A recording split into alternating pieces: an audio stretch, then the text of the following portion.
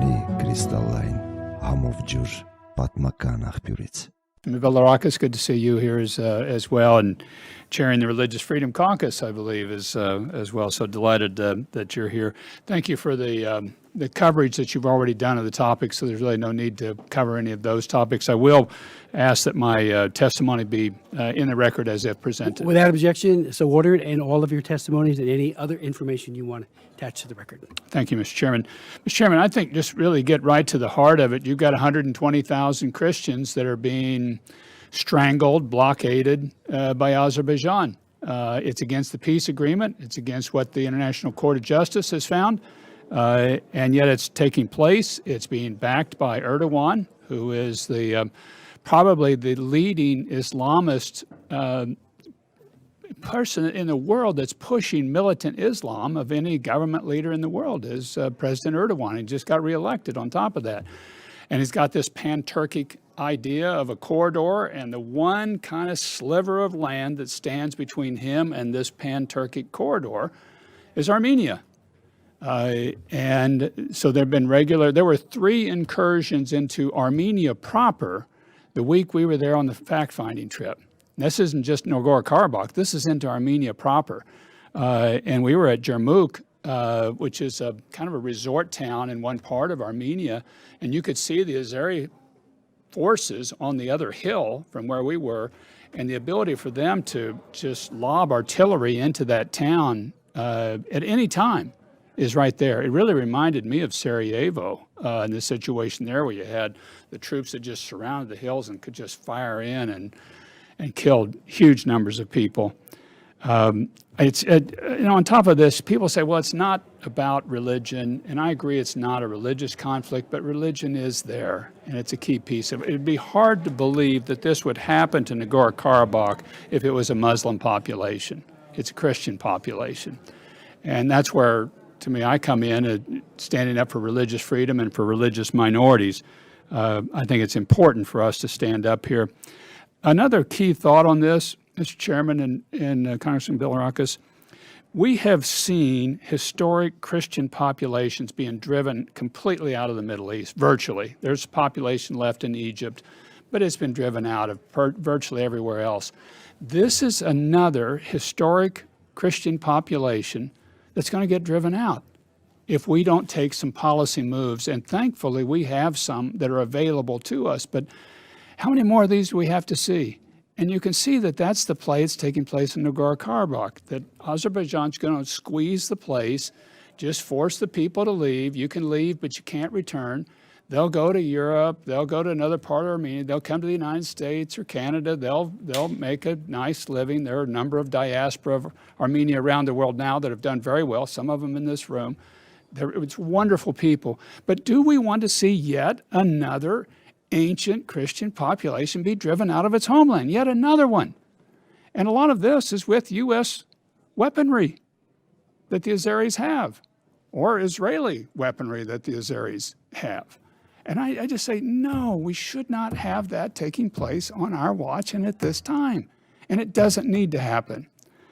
So I've got a few policy recommendations that I've put in here that I think would be important to do. One would be really for Congress to step up and take some of the lead on this. And I think you ought to put together a bipartisan Nagorno-Karabakh Human Rights Act. Just put together a Human Rights Act, not a resolution, an act, a bill, a law, that says here are the minimum standards for what we expect the security to be and the human rights to be able to be for the people of Nagorno-Karabakh. And just state them out there clearly and specifically. 907 already exists that if U.S. weaponry is being used in an offensive fashion against Armenia, this is a violation of that, and that's taking place now. So I think unless Azerbaijan lifts that blockade, that those Section 907 sanctions should be put in place by the president, by the administration. They ought to take place now if they will not lift this blockade. Congress can come in with this Nagorno-Karabakh Human Rights Act to set in basic security guarantees. I think a congressional delegation traveling there would be to Nagorno-Karabakh. We tried to get into Nagorno-Karabakh. We couldn't get in. They wouldn't let us in to the place. But I would think they would let a congressional delegation. I'd hope they would. And if they wouldn't, that would also tell you something that's taking place. I think the American faith community that has really stood up. I chair an International Religious Freedom Summit, and we've got people of all faiths coming together to stand up for each other's religious freedom. And our mantra is pretty simple: religious freedom for everybody, everywhere, all the time. Well, that includes the people in Nagorno-Karabakh, that they should have that religious freedom. They should have that basic human rights standard and dignity to be able to practice their faith, even if it's different from the majority in that region. And that's why I'm here, and part of the reason that I'm standing up for them. And I would hope a broader faith community would stand up to support the people of Armenia and Nagorno-Karabakh as a religious minority in this region. And maybe it's Christians and others for Armenia and for Nagorno-Karabakh that's stepping up in that region. Mr. Chairman, as I left that Yerevan, and you've been there, and you see Mount Ararat just staring over the city, which is such a majestic view from the city and from the airport, it reminds you of the historical significance of Armenia, first Christian nation on earth, before any other nation was, still is. It's been persecuted by multiple empires over thousands of years, the Persians, the Ottoman, Russians, others, and yet they're still there. They are still there. They're still fighting. And they just inspire you with their tenacity, with their courage, their pluck.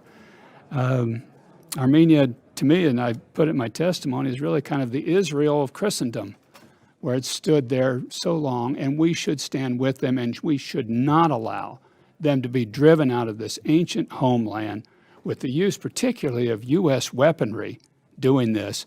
And we should stand up policy-wise here, and we should stand up compassionately. We should have, I would hope, Christian activists and others from across this country and world standing up and sending aid and support to the Armenian people like they did during the genocide that took place in 1915. Mr. Chairman, thank you very much for holding this hearing. I think it's a critical one, and hopefully this will spur some action taking place. Thank you so very much, Mr. Ambassador. You know, your Human Rights Act idea is a great one. I had written a bill that never became law called the Azerbaijan Human Rights Act, and the backlash, uninformed, out of Baku was earth-shattering as to what my motives were. There was even one Radio Free Europe reporter who, because she investigated, she was a stringer, she was a local person, but did tremendous reporting, she got a over 7-year prison sentence. So we had a hearing on her too, and we had people from Radio Free Europe, the head of it, come and testify. And we kept telling Aliyev, release these prisoners. And you're right about the issue of using American weaponry. Remember, Turkey used American weaponry in Cyprus. And so there's been a very poor track record. Of course, Turkey is not Azerbaijan, but there's a coalition, of course, there. So your idea of the Human Rights Act is a good one. We will follow up.